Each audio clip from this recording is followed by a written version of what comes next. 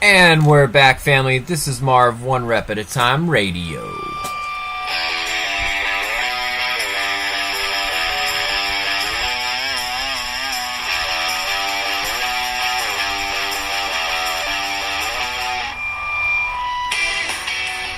What's going on, everybody? This is going to be our 10th episode. We are on the Recovery Channel mobile app.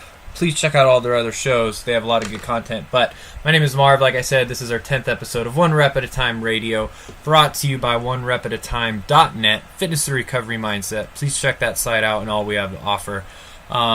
Today, what are we going to talk about? We are going to talk about challenges, and challenges in early recovery, as recovery progresses, challenges with personal life, challenges with getting and staying fit and healthy.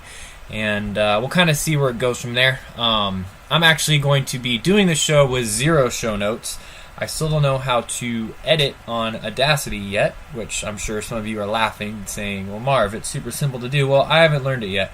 So this is going to be one take, hour straight, and I'm just going to go off the top of my head, so hopefully it comes together. But I'm going to try with no show notes and see if I can't be a little bit more organic with how I go about this.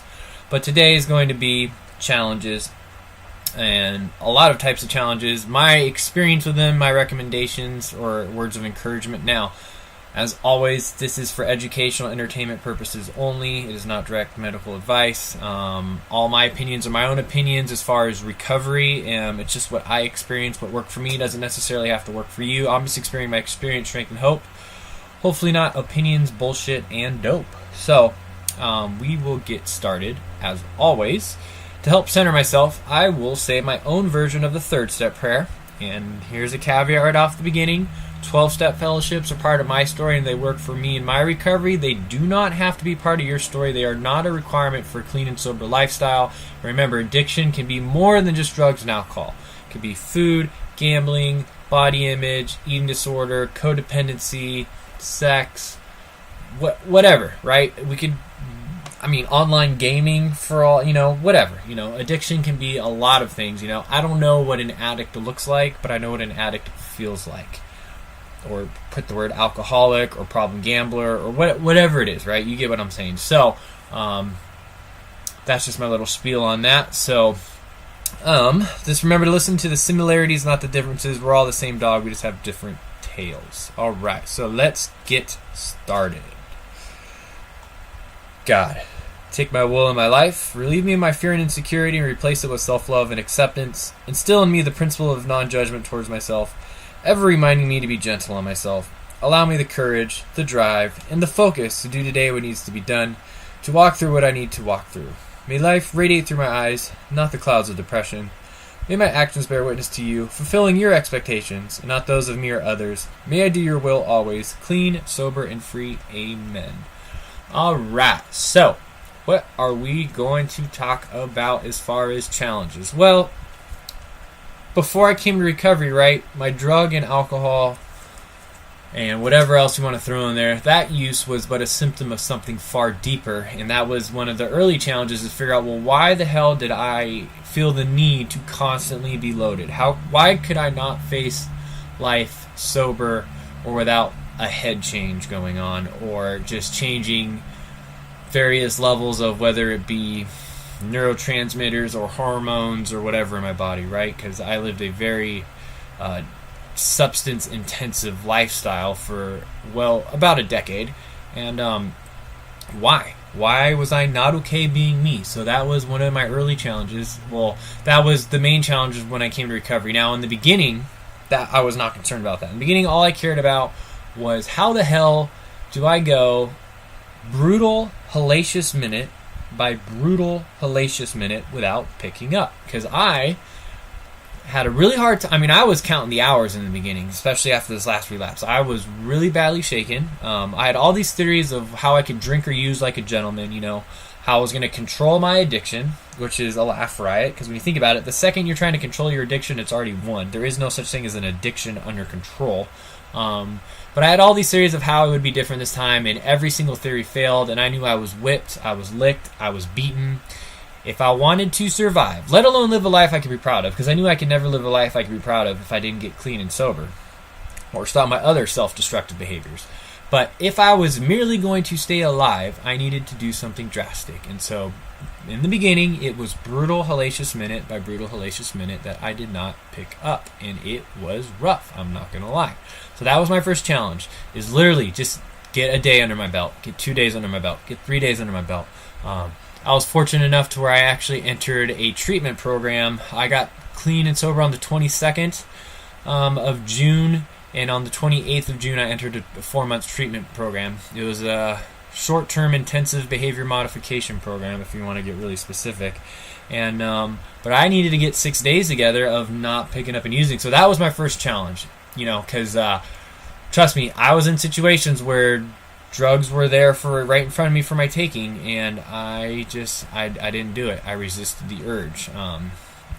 I white knuckled it. I definitely told people about it, but I had the opportunity to use after like day 3 or 4, and I didn't, because I had finally found my God, which was a gift of desperation. And I'm not talking about religion. If religion works for you, then my hat's off to you. It doesn't work for me. That's just me and my own personal experience. But I had found my God, the gift of desperation, and I just got stubborn. I wasn't going to start over or tell the people rooting in my corner that I had slipped up yet again. And so that was my first challenge, right? In early recovery, just get a couple days under my belt. Okay. As my clean time, my sobriety time increased, challenges started to change, and I had to start the challenges, like I said, of figuring out why I needed to get loaded. Well, then I started to address those, and addressing those issues was not a fun process. I had to look at things that I was not ready to look at and admit things that I was not ready to admit. And not all of them were pretty. Most of them were pretty ugly. But I had to do something to figure out why I could not live sober. I just couldn't do it. I couldn't even do laundry without getting loaded first, right? Like the first time I did laundry stone cold sober, I was like, holy cow, this is taking forever, Like, hell, the first baseball game I went to, I was bored out of my mind by the 4th inning. And normally I'd go to baseball games all the time, have a blast. I'd have to wake up and Google who the hell won so I could tell the right story, right? Because it's a 50-50 chance when you go to a baseball game, if when your friends or family ask who won, that you get it right. And I definitely got it wrong a couple times, but so this kind of shows where I was at. But I had to figure out the challenges of what was driving me to use drugs and alcohol even when I didn't want to. And for me, I'll go a little bit of my story. I don't want to kind of put it in your head, but for me, I had zero self-esteem, zero self-worth, zero internal identity. Basically, I used something or someone to define myself by. My first drug of choice was your validation, and because I hated myself at such a cellular level, I self-sabotaged and would not allow myself to have anything positive. So I wasn't afraid of failure. I was afraid of success. And every couple of years I had this pattern. I would start to build things up. I was going to take over the world. Everything looked on the up and up. And then I would tear it all down and I would self-sabotage. Because I did not think I was worthy of having such positive things. I also learned that I played the victim, and playing the victim was my go-to mentality, because when I play the victim, I feel sorry for myself, and I didn't feel entitled to do whatever the F I have to do to make myself feel better, which was breaking a lot of the moral codes I was brought up on, because I was raised in a Leave It to Beaver family values household, and so I needed to numb my conscience and silence it, because I do have a conscience, but when I'm getting loaded, I silence it. The problem is the things I do to get loaded makes my conscience protest anymore, and which means I have to get more and more loaded. So it's like a vicious cycle. I do something shady to get loaded, and then all of a sudden that voice starts coming in my head, which I call my conscience, as well as the voice of addiction. I think it comes from the same place, just one is more self-destructive than the other. And my challenge was to figure out why I needed to get loaded. So that was my challenge, okay? But I was in treatment this whole time, right? And treatment is treatment. Treatment is not recovery. I was out of society. I could have left at any time, but I was in a very, very structured environment. I'm talking about 16 hours of classes a day. You wake up at a certain time. You go to bed at a certain time. You can only eat at a certain time. Could not see any outside family members or friends. I could write letters and talk to them on the phone maybe once a week. I got like one phone call a week. So I was in a very structured environment, and for that I'm truly grateful, because for me, you don't need to go to rehab. You don't need to go to detox. you don't. I mean, you don't have to. Now, for me, it was necessary to go to detox. I ended up in a lockdown unit of a psych ward in 2011. I needed to go to detox because I was getting off of some drugs that can kill you when you go cold turkey, like I was.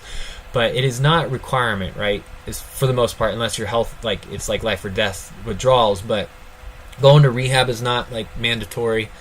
Just like meetings aren't mandatory, you know. But I felt like for me to get a leg up and have a chance, I needed to do something drastic, and so that was going to that hardest program I could find and being removed from society. And so that's when I worked on myself and I learned about myself. Now, when I got out, that's when a whole new set of challenges start. Because trust me, to this day, there's times where I wish I could go for like a week back to my old treatment center and just hang out and take a vacation from life, right? Because when we're in treatment, right, we're always worried about what's going to happen when I get out. I need to get out. I need to get out. I need to get out. It's like you're doing time, right?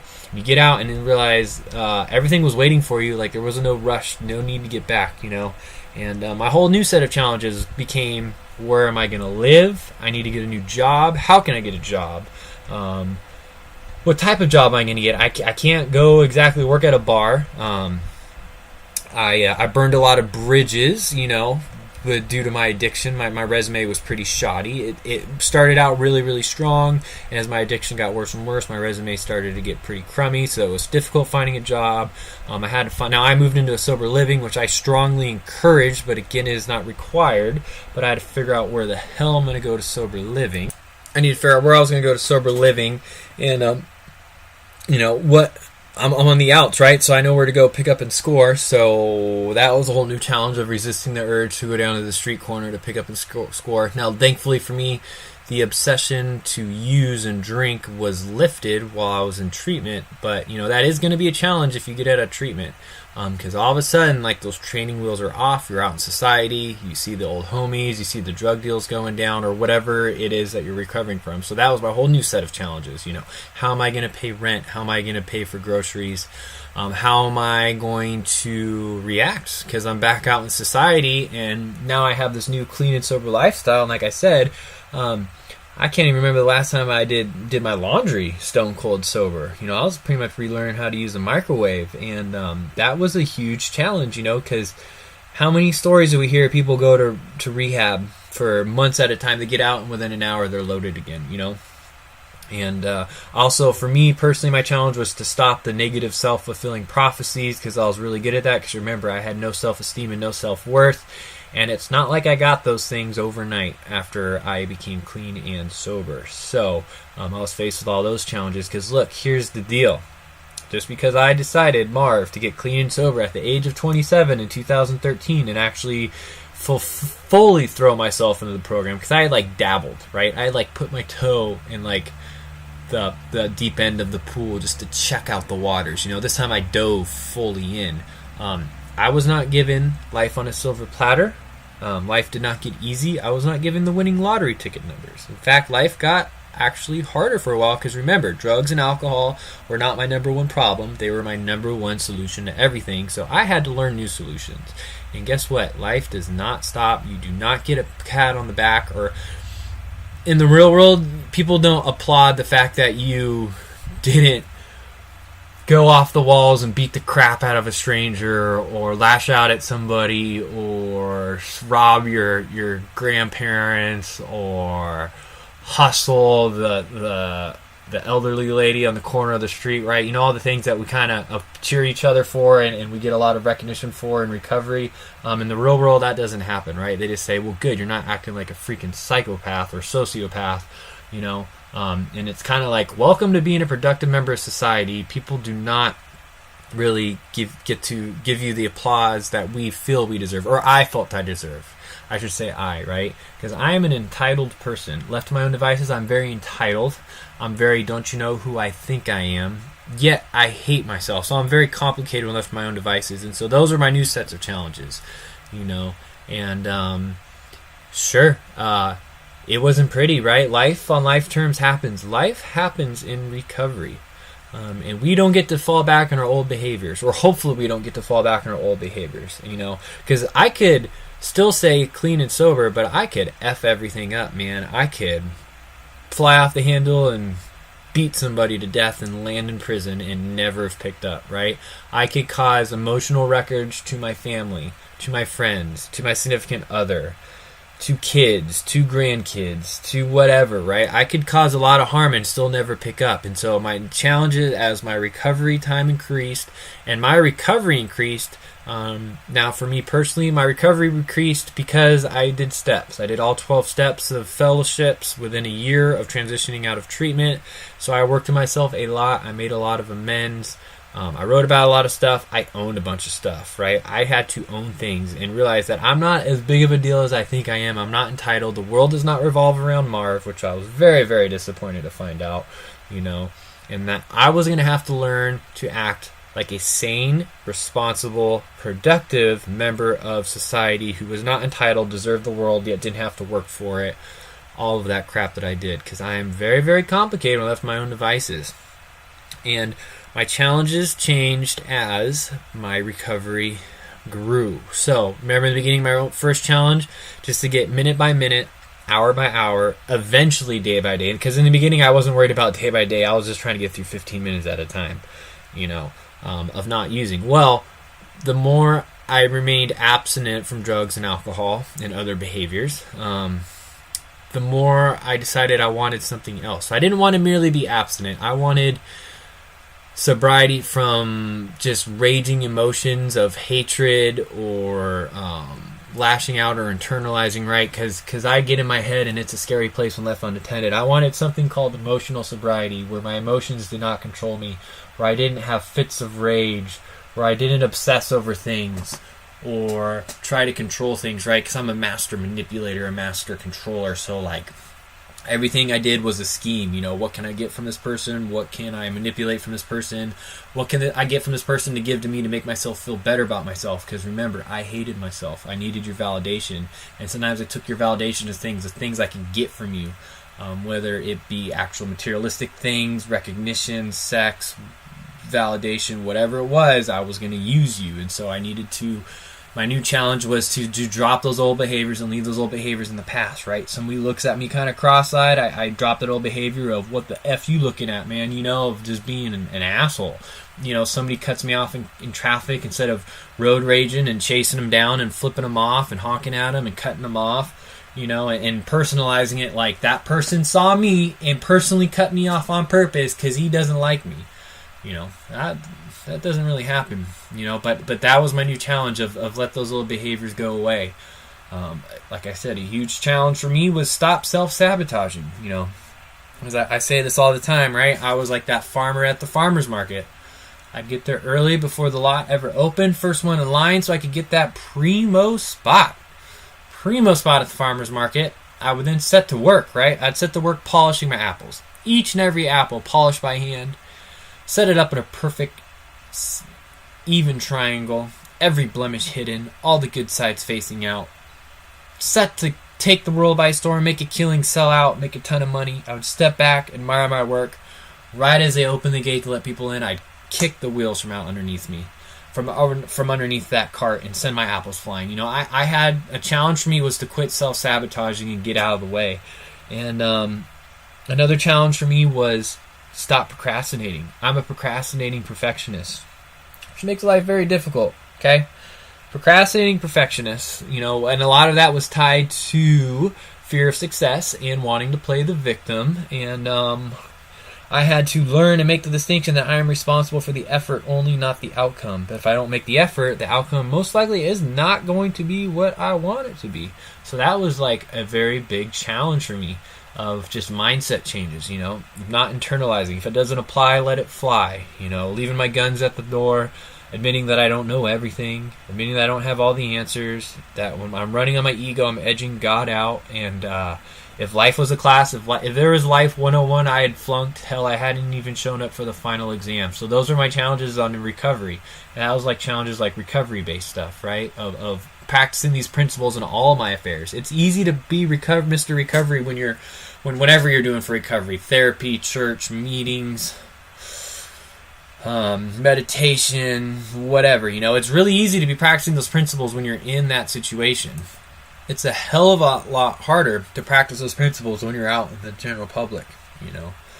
Because it's easy to be Mr. Recovery when I'm in that mindset, in that mode. But when I'm off guard and I'm in my head and something happens that I don't like in front of me, my first reaction, split reaction, typically is not the right one. And so I learned, my challenge was to, that first thought's going to come no matter what, but I don't have to act on it, right? I don't have to act on impulse. I could think things through. I could take use a 10-second tool, take 10 seconds, Is my first reaction good? The right thing to do? Probably not. It's probably pretty negative and probably downright scary and harmful, either to myself or others. And those were my challenges then. But, so that was my challenges in recovery. And my challenges in recovery today have changed. It's still, maintaining that emotional sobriety. Remembering just how good I have it, because I can get really tired, irritable, and discontent really fast. I can forget just how far I have come. Today I woke up. I didn't come to. That is a huge distinction. I woke up. I knew exactly where I was. Did I wake up a little bit earlier than what I wanted to? Yeah, I woke up about 45 minutes before my alarm was set. But I woke up. I didn't come to. I knew everything I did. I knew exactly where I was. I knew where all my money was. I knew where all my clothes were. I knew who was next to me. That's a big distinction. I forget, I could take that for granted. My life is kind of boring today because there's not a lot of drama, because I'm not having to scheme ways to cop and score, or hide my drinking and using, or manipulate people, or figure out what I'm going to do to get money next, or lash out at somebody, or getting a fight, or just whatever, right? My life is pretty drama-free right now, and that's not a bad thing, right? It's really not, but I could get kind of bored and complacent, and so that's my challenges in my recovery today, is to continue to help others and remember just how far I've come and keep my recovery first. So when I'm in crisis mode and I'm about to talk about life's challenges and how I face life in life's terms, it's really easy for me to stay in the herd as far as recovery people and do the work and work the program.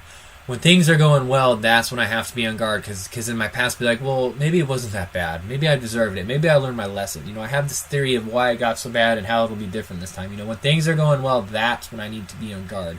When I'm in crisis mode, I hunker down and buckle down and almost get defiant, like this is not going to take me out. But when things are going well, I can kind of forget, just how lucky I am, right? I should not be alive. My higher power was saving me for something. And I'll talk about that in a little bit, but I have to be mindful of that. And just in case you're just tuning in, this is One Rep at a Time Radio on the Recovery Channel mobile app, brought to you by OneRepAtATime.net.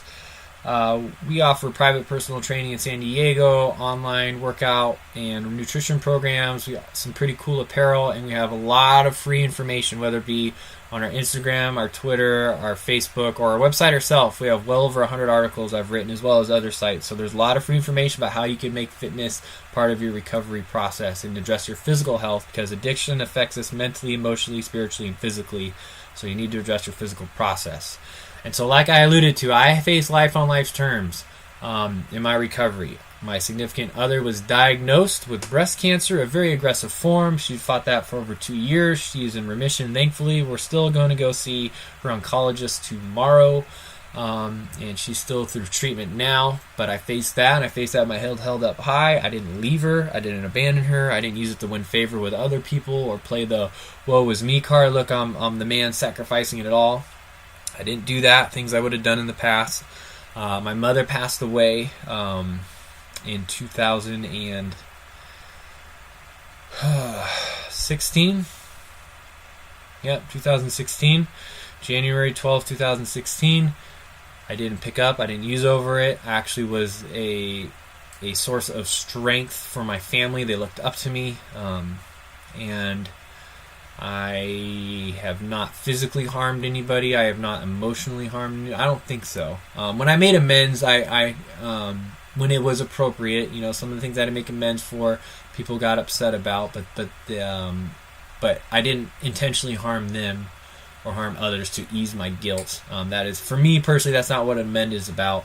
But I haven't done that, and I actually I put this last challenges on me. July of last year, July 6th, I quit my corporate job to start my own company, which is that One Rep at a Time.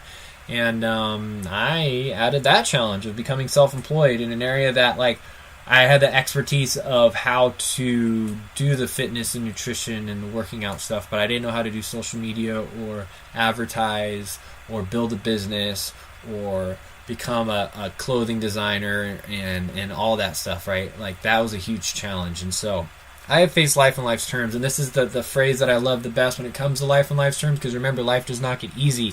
We're not given life on a silver platter. We're not given the winning lottery ticket numbers. I am still waiting for that. My favorite saying when it comes to life on life's terms, and I'm actually thinking about getting this tattooed on my upper thigh because I can't see my face and my ass at the same time, so if I need to remind myself of the phrase, I'd have to pull my pants down. That's just my little inside joke. But I cannot stop the waves from coming, but I could choose which ones I surf, and recovery is my surfboard. Without it, I won't stay above water long. That is my favorite phrase when it comes to life on life's terms, because we are going to have to face stuff, and that's why it's super important to find a support group. You know, when I lost my mom, people who lost significant family members or significant others gave me some support. I had a lot of people show up to her funeral to support me and to support my family. When my significant other was diagnosed with cancer, people who had faced it, even people who had lost their wives to breast cancer were kind of supporting me and giving me advice and input and just helping us out. Started my own company, I've met entrepreneurs who are the same as me, kind of mentoring each other. Together we grow and helping each other out, right? That's why it's super important to have a support group, because you don't know what challenges you're going to face in recovery, but you bet your ass you're going to have some challenges thrown at you, right? It's like life throwing you a curveball. And that's just what I have faced. Now, here comes the part where I start to throw some challenges out at you. I might piss off some people. If I do, well, just if it doesn't apply, let it fly. But something that's been weighing on me is just, it's easy for us to be like, look, I'm not putting a needle in my arm. I'm not behind bars. I'm not waking up next to a stranger. I'm not gambling away the rent money. I'm not making myself throw up 5 times a day, whatever it is, right? It's easy for us to justify bad habits, or especially when it comes to like physical health, obviously, because that's the whole angle of recovery and fitness combined, right? That I'm such a big advocate of. But we could make the excuses because I'm not living like that, then what I'm doing today is okay, and that could be smoking cigarettes, overeating food. Like I said, my higher power was saving me for something greater. That's the only reason why I'm alive. I should be dead or behind bars. This is not to brag. I've driven loaded at least 10,000 times. I have spun out my car several times, OD'd a couple times. We just leave it at that, right? Done a lot of heinous things that should put me behind bars, So my higher power was looking out for me when I was incapable of looking out for myself. Hell, I contemplated suicide for a long time, and here's something pretty profound. When I was contemplating suicide, I was planning the murder of someone I didn't know. And that was my challenge when I first got clean and sober, to figure out who the hell was Marv. Who the hell is this person I was planning to kill?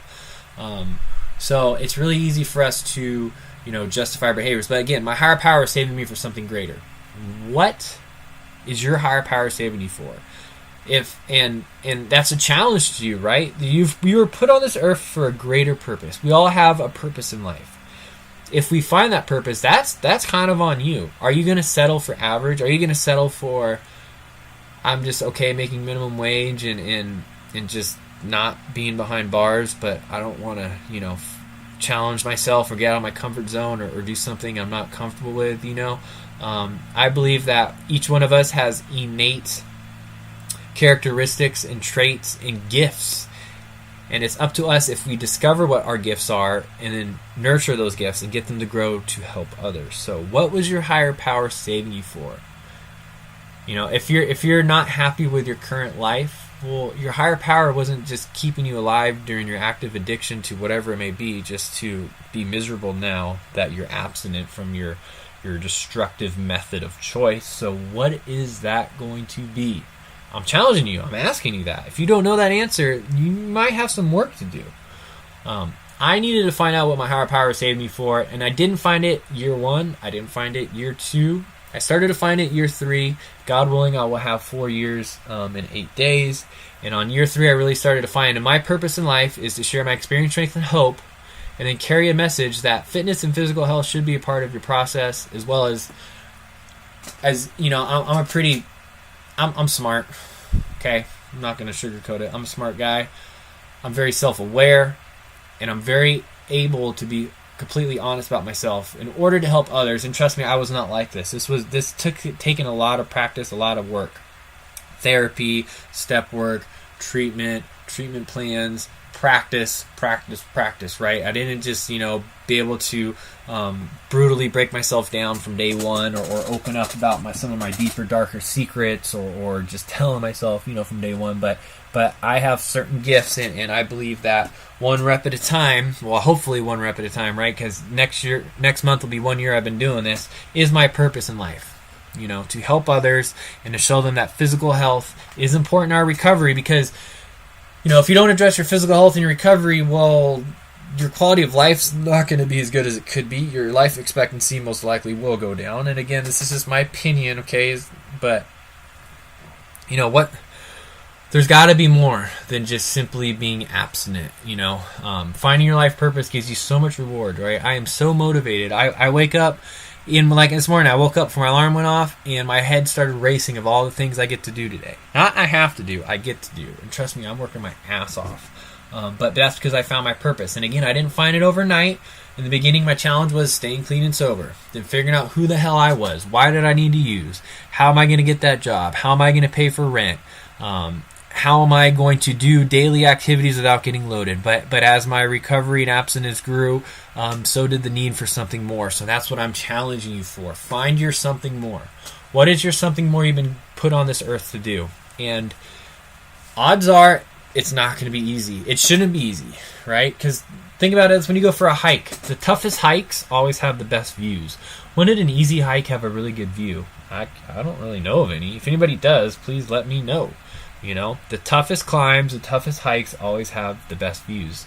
That's why it's what we have to work hardest for is so damn rewarding. You worked really hard to get clean and sober. Really hard. It's really budging hard to overcome addiction. It really is. So we're a lot stronger than what we're capable for. So a lot of times it's that fear of failure, or the fear of success in my case, where we just don't think we can do it. You've already done more and overcome more than most people will ever overcome in a lifetime. Being a full-blown addict, alcoholic, whatever else you identify with, living in that lifestyle, that thought process, that thought pattern, those behaviors for years and years and years, decades and decades possibly, beating that, doing a complete about face, leaving all those old solutions behind, leaving all those old negative crap behind, and beating that is really hard to do. It's a big deal. So you are capable of doing whatever you want. You can do whatever you want. It's just figuring out what it is. And again, after a while being abstinent, I wanted something more. I wanted to find my life purpose. I wanted to figure out what the hell I was put on this earth to do. And that is my challenge to you. What were you put on this earth to do, and why was your higher power saving you? And if you have a problem with the higher power thing, then whatever you're working with, right? Something was looking out for you when you're incapable of looking out for yourself. And so that is my challenge to you. And it's not going to be easy, but it's going to be rewarding. But you've got to put in the work. I don't really know anybody who became a child actress, movie star, singer by walking down the street and getting plucked out of the crowd and put up on stage and making millions of dollars. I know there's some stories of that's happened, but I don't know anybody personally, right? All the most successful people in the world work their asses off to get where they are, and that's what I'm challenging you to do. And again, it's going to be just like, I'm big on what is your definition of fitness, what is your definition of recovery, what is your definition of finding your life purpose. Everybody's definition is something different. Doesn't mean you have to do something grand and exquisite. What I think is my purpose, you say it might be like too much of a grandiose dream, or delusions of grandeur are too large for you, then that's fine. Like, what is it going to be? Some people might hear what I think my life purpose is and be like, that's nothing, wait till I show you mine. I don't care, right? I have end goals and I have a life purpose, and I'm going to be stubborn. I'm going to be stubborn with my goals, but flexible with my methods. And I'm going to fail a lot. I'm going to fail more often than not.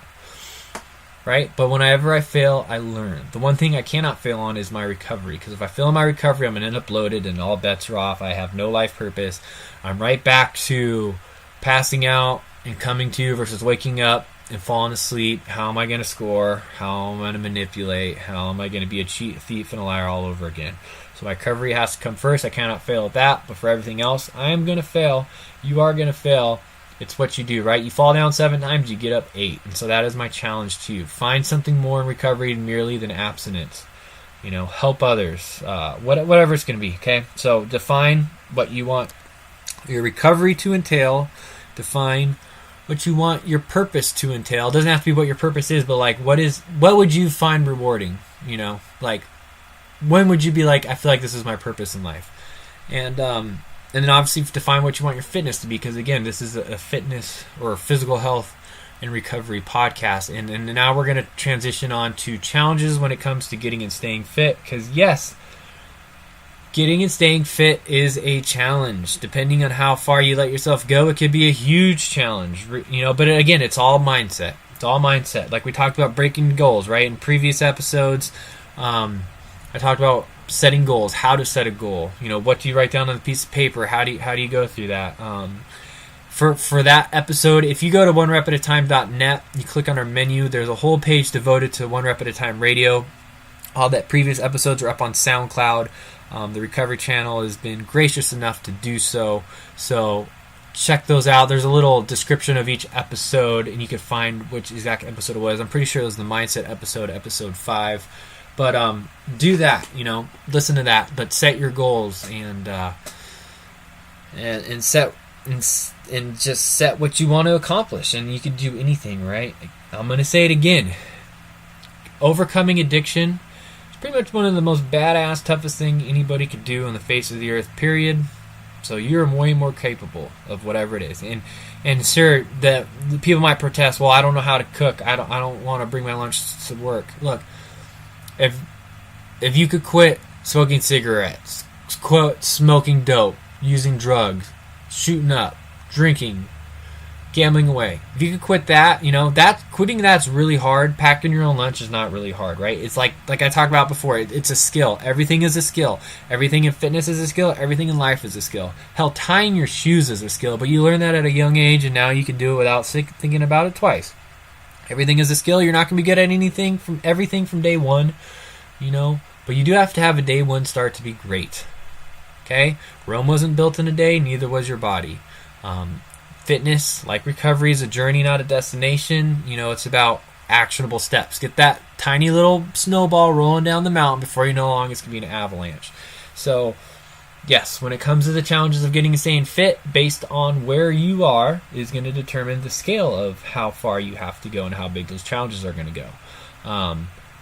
Now, before you try to get or stay fit, I strongly encourage you to go see your doctor. There are medical reasons for professionals for a reason. Make sure you don't have any more, because based on how we lived, or based on how I lived, I had a little bit more residual physical damage than most people do. So I needed to get my organs checked out. I already had a bunch of joint issues. I've had 9 major operations, a head injury, broken bones, torn ligaments, multiple surgeries. And so I'm pretty beat up. Plus, then you add in the drinking and the drugging. So I needed to go get cleared by a doctor. Anytime you start an exercise or nutrition regimen, that's a drastic change, or even start taking a vitamin, you need to get it cleared by your doctor first. So remember, I personally require my own personal PhD license because I would self-medicate and prescribe and combine and study pharmacology like I was a freaking pharmacist. But I retired that, in my recovery. I'm not allowed to diagnose myself and prescribe for myself, so I need to go see a professional. So do that before you get started. But then there's going to be a couple of avenues of challenges that you're going to face. Let's start with nutrition. Nutrition, first and foremost. Odds are, if you cannot remember the last time you brought your lunch for entire week's worth of work lunches, odds are you're not exactly thrilled with how you look. You are going to have to start preparing more of your own meals in the long run. Okay? In the beginning, it could be just making smarter choices if you eat out, but I don't want to hear about I don't have money to cook my own meals, because if you actually buy ingredients in bulk and prepare them yourself, it is far, far, far, far, far cheaper than eating out every day. I promise you that. Promise you that. So you're going to have to learn how to cook some meals. You don't have to be a freaking master chef. I'm lazy as hell and I eat really, really well. Okay, I eat and when it comes to food, I eat smart or needs to be smarter. I don't eat clean versus junk, good versus bad, healthy versus dirty. I don't use those labels that unnecessarily assign a false sense of morality or categorization of good versus bad. What I do is I think of this is either smart or needs to be smarter. So you're going to have to learn how to prepare some meals. You're going to have to learn how to emphasize what meals you want. Now I can tell you for the most part, most people are low on protein, low on healthy fats, meaning like the omega-3s and the heart-healthy monounsaturated fats. So like the omega-3s is like krill oil, fish oil. I'm just a big believer of fish oil. Flaxseed oil I'm not a huge believer of because there takes some conversion process to convert the omega-3s in flaxseed to the bioavailable forms of omega-3s that you could find in fish oil. So there's a big conversion process and your body doesn't do very good with that. So unless you're straight up vegetarian vegan, just use fish oil. I think in fish oil to me works just fine. Krill oil they're trying to say is the next big thing. To me it's just super expensive. So I'm a big fan of fish oil, heart healthy fats there, as well as monounsaturated fats from olive oil, avocado oil, macadamia nut oil. Just FYI, whenever you use olive oil, don't cook with it. If you've noticed, if you cook with olive oil, it kind of burns. It has a low burning point, so it's oxidizing those heart healthy fat properties, and so that's why it's burning off because that's such a low burn point. So cook your meals and then spray olive oil at the end to be heart healthy. So most people are woefully low in protein, woefully low in heart-healthy fats. They eat way too much processed sugars and fats combined. Our body is not adept at handling sugars and fat at the same time. So the traditional American diet, right, is that big greasy cheeseburger with some simple carbs, which is the bread from the buns. Your body does not do a very good job handling a bunch of fat and simple carbs at the same time. So timing those helps. Upping your protein, upping your water. Most people are chronically dehydrated and don't even know it. So that was one of the big points of emphasis in our nutrition episode, is slowly start to ramp up your water. Once you are no longer chronically dehydrated, you will be blown away by how much better you feel. You'll have better mental energy, better overall energy. You're actually going to digest your food better. You're going to everything's going to be improved. Not as moody, all of that, right? A lot of times when you have hunger pains or you think you're hungry, you're really just, your body is just thirsty and it's trying to get you to do something, hoping that when you eat, you're going to eat something full of water.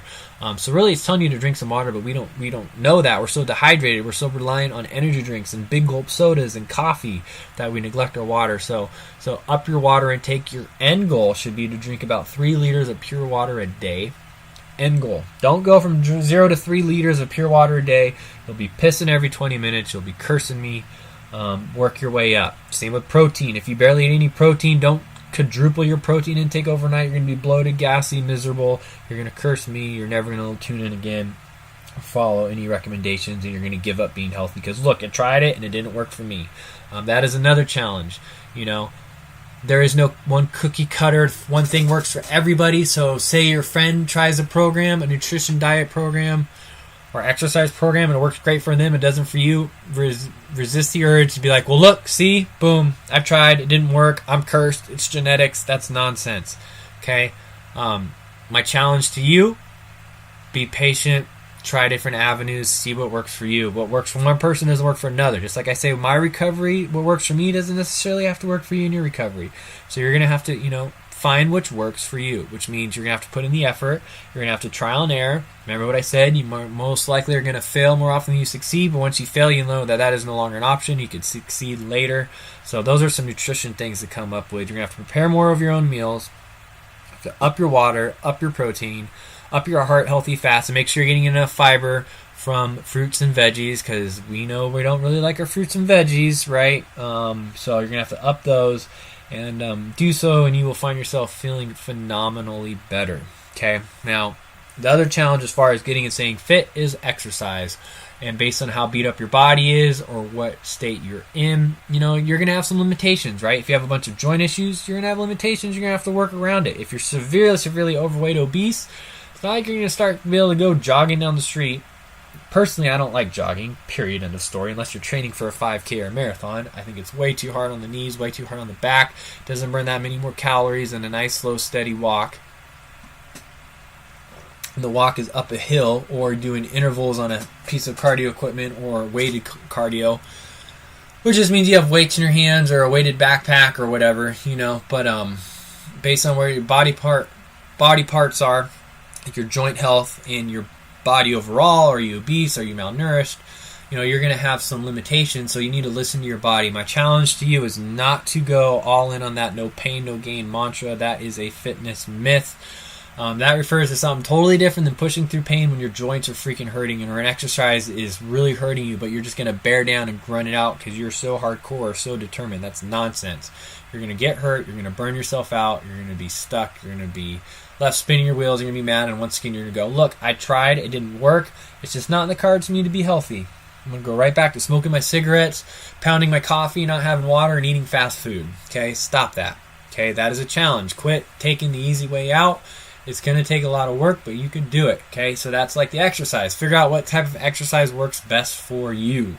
Now, I'm going to be biased because I'm a personal trainer. I'm a big believer in weight training, but not like crazy weight training. It all depends on what you're starting with, but weight training does things in the body that other types of exercise do not do. But I'm a big believer in weight training. I'm a big believer of little short sprints of slow, steady cardio or the interval sprint cardio once you're cleared for it by your doctor or your body can handle it, or weighted cardio. I'm also a believer in mobility work, so yoga, Pilates. I'm a huge believer in that. I'm a big believer on finding just other like outdoorsy, fun activities to do with people so you can get your fellowshipping on while doing that. So here's a good segue into, I started a private Facebook group called Recovery Strong. So if you're into fitness or thinking about making fitness and your physical health a part of the recovery process, please search for us on Facebook. Totally private, 100% free. Join it. Ask to join, I'll add you. It's a great support group, but like we've used that as a platform to set up hikes here in San Diego because I am located in San Diego, California, and we get people who don't really know each other, but we're all in the program, whether it be clean or sober, or even like the significant others of somebody clean or sober. And we pick places to go hike. We go hiking. Sometimes we have meditation and speakers. Next week we're setting one up, and we're gonna have some guy drive up from over the border, lead us in a meditation and a little speaking session once we hit our destination. Fun stuff like that. So find fun outdoorsy activity things type to do. It could be a sober softball league, sober volleyball league. I mean, whatever it's going to be, right? Do something fun that's outdoors that gets you some activity in. Find a new hobby. So that's, I'm a big believer in that. Plus, you find like-minded people to encourage each other, and I'm a big believer in that. So please do that. And let me say that this is One Rep at a Time Radio on the Recovery Channel mobile app. OneRepAtATime.net is our sponsor. So that's going to be a challenge for that, is what type of activity are you going to do and take up as far as exercise. Other challenges, we've kind of talked about that in the past, is what in the world are you going to do to make sure that this does not consume you or come to define you, right? Because we're primed for a new addiction, so a challenge to you is do not let your fitness or health journey, you have to care enough to put in the work and the effort and make the sacrifices, because it is hard to do so. But we also don't want you to be consumed by it and make it be an all-consuming endeavor, because for me, like, I had severe body image and muscle dysmorphia and body dysmorphia issues. So like what should have been healthy, which is my fitness, became very negative and controlled me, made me make a lot of bad decisions. So my challenge to you is to avoid that. So what are you going to have? That's one of the common pitfalls of us in recovery faces. We can use our outsides to define our insides. So that's going to be a challenge you're going to have to face. Sometimes it happens quicker for people than others, but there is a little bit of sense of vanity when it comes to getting in shape. But hopefully it's more than just vanity, right? You want to get in shape so you could live longer, have a higher quality of life, play with your kids, play with your grandchildren, be able to do activities and not feel like you're holding everybody up or be winded. So we want to have, when you find what you want your fitness to be, you also want to define why do you want to get and stay fit. So please do that. Be careful of that challenge. And so those are just some of the challenges you're going to have to face. Look, you're going to have to make some dedications. If you're trying to lose weight, you're going to have to eat less food, period. There's going to be times where you might have to go to bed hungry. It is what it is. We don't want no starving yourself, no crash diets. That doesn't work. That actually causes more harm than good. Don't be a yo-yo dieter who gets really strict, starves themselves for 2 months, loses a bunch of weight. They reach a breaking point. They go off the rails. They eat a ton of food, going crazy because they felt so deprived for so long, and they gain all the weight back, if not more. We don't want to be doing that, but you are going to have to eat less, right? You're going to have to be uncomfortable when it comes to exercise. Remember, there's a difference between being uncomfortable and actually causing significant physical pain. So that is a big distinction. Do not do that. And you're going to have to make it a priority, right? It's another thing that you're going to have to do. So here's a big distinction. Don't prioritize your schedule, but schedule your priorities. You're going to have to find time to get and stay fit and healthy. You're going to have to find time to prepare your own meals.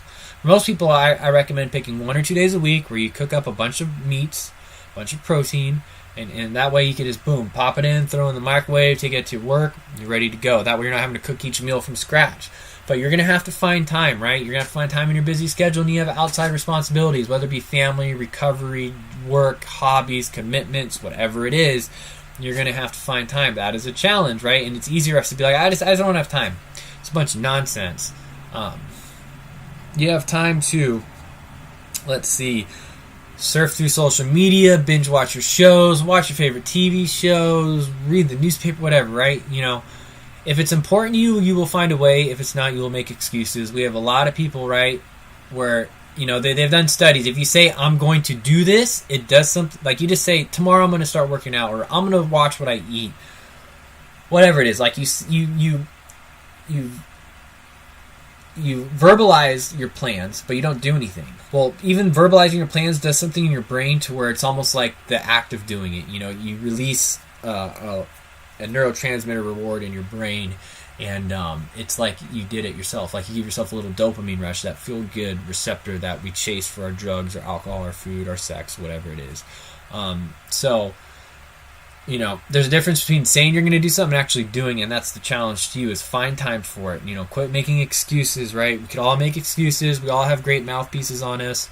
We never would have been able to bend in our active addiction for so long and pull that charade on other people's eyes and run in amok. And you could do that to yourself. You can totally manipulate yourself and give yourself excuses of why it won't work. So that's the challenge to you, is take ownership. You are going to fail. Just like I'm going to fail. But it's how we react to that failure is what makes the difference, right? If I miss my eating, right, and I fall off my quote-unquote diet, which I don't really diet right now, but I have like targets, right, of calories I should be eating, and if I miss it, do I sit there and do I beat myself up? Do I binge eat? Do I get the F-its? Do I go off the rails? Tomorrow I'll start my perfect diet episode, or do I go, you know what? All right, I fell short today. Let's see what went wrong. Okay, where can I improve? There's a big distinction. So my challenge to you is to make this, a healthy endeavor, an empowering endeavor, an uplifting endeavor. That's what's important. So, yes, there's going to be challenges when it comes to recovery. When you first get clean and sober, as your abstinence from your destructive weapon of choice gets longer and longer in duration, those challenges in recovery are going to change. You are going to face life on life's terms, right? Those are going to be challenges that you don't see coming. You might lose a job, you might get divorced, you might lose a loved one, a family member, a best friend might die, a really good part of your support group might relapse, you might get in a car accident, whatever. Those are curveballs you don't see coming. So life on life's terms is going to happen, unfortunately, okay? So that's going to be another challenge. Then you have the challenges of what more do you want in your life? Are you content with merely just existing, or merely just being abstinent from your alcohol and your drugs or whatever it is? Or do you want to find your life purpose? Okay, that's going to be another challenge. And the challenge of when you decide to get and stay fit and healthy, you're going to have challenges when it comes to food. You're going to have challenges when it comes to working out, challenges when it comes to the mindset, challenges when it comes to resisting the urge to take the easy way out and to make a bunch of excuses, challenges of finding time to do so. Life is a series of obstacles and challenges, and it's what we do with those obstacles and challenges that comes to define us, right? We all have that beginning date and that ending date. What matters is that dash in between those dates. What do we do during that dash? And that's what I'm challenging you for, is challenging you to find something more, find something better to improve yourself and how you could do it.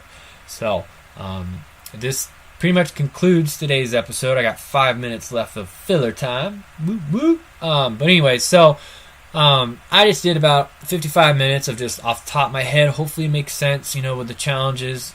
And hopefully you got something out of it. Now, if you have a topic you would like me to cover on here, feel free to shoot me an email. It's marv@onerepatatime.net. By the way, our website is spelled out, so it's ONEREPATATIME.net, not .com, .net. Sadly, that domain was taken when I started this, and I was so in love with the one rep at a time thing that I was like, you know what, I'm just going to make it work. So shoot me an email. If you also think that's cool that I have my own internet radio show / podcast, and you're interested in doing this and using this platform like me, connect to people all over the globe, right? It is a global network. Contact me as well, and I can put you into touch with people who run the Recovery Channel. They're fantastic people. Their heart's in the right mind. They're doing it to help others. They're not doing it to make a buck. It's a big distinction, because sadly that's not always the case in the online recovery world. So I can put you in contact with them. Please check out onerepatatime.net for that. The plan is actually for me to interview the CEO and owner of the Recovery Channel next week. So that means I'm going to be able to start having guests to interview on my show. So I'm very, very excited for that. So there's actually a couple of people that already asked ahead of time. So once I get through that list, we're going to be looking for people to come on here and share their experience, strength, and hope. So if you're interested in that, please contact me. And again, everything was for educational and entertainment purposes only. If I offended anybody, I apologize. It's not my intent. But yes, I am challenging you to get uncomfortable. Okay? Life is not comfortable, right? We chose our drugs and alcohol and our weapons of mass destruction, or whatever you want to call it, because we were so uncomfortable. We needed something to do better. Well, for me, getting off those things were just half of the equation. I wanted something more. And that's what I'm challenging you to do. And I know it seems like I'm just harping on it and it might be kind of beating you up. I'm not. This is out of a place of self-love. Well, me loving you, because I needed to learn to love myself. I hated myself. I really did. I hated myself. I couldn't look myself in the mirror and recognize the man looking back. I knew I could never live a life I could be proud of. And I was tired of having no relationship with myself, no relationship with others of any meaning. Everything was just... It was ugh, right? I was too afraid to live, too scared to kill myself. I contemplated suicide. I was contemplating the murder of somebody I didn't know, And I decided I wanted something more. And then once my senses and my mind started to come back to me, I decided I wanted something even more. And that's what my challenge is to you. So I hope you got something out of it. It was a show with no notes, so please feedback. If you could tell a difference when shows I have notes kind of outline where I'm going to go versus when I just go off the top of my head, please let me know. And yes, this is our 10th episode, so we reached double digits. What? So very grateful. Thank you for all the support. I've gotten a lot of support. I kind of took a chance when I was given this opportunity. I didn't really ask any questions. It was, what do you think about having your own show? I said yes. We'll worry about the details later. I'm just taking a leap of faith. So if you want to do this, please let me know. If you have any recommendations for future show topics or questions or suggestions or anything, please contact me. If not, you've been listening to One Rep at a Time Radio, brought to you by OneRepAtATime.net on the fitness recovery mindset, and it's on the Recovery Channel app. Addiction. It affects us mentally, emotionally, spiritually, and physically. Therefore, it is extremely important you address your physical health in your recovery process. I don't know about you, but if I feel good physically, I tend to be more, emotionally stable and think better mentally. Makes me ultimately spiritually fitter. we can do anything we want, right? One day at a time, one meal at a time, one set at a time, one rep at a time. So, hope you got something out of that. Until next week, I'm very grateful. Wishing you a blessed week. Talk to you soon.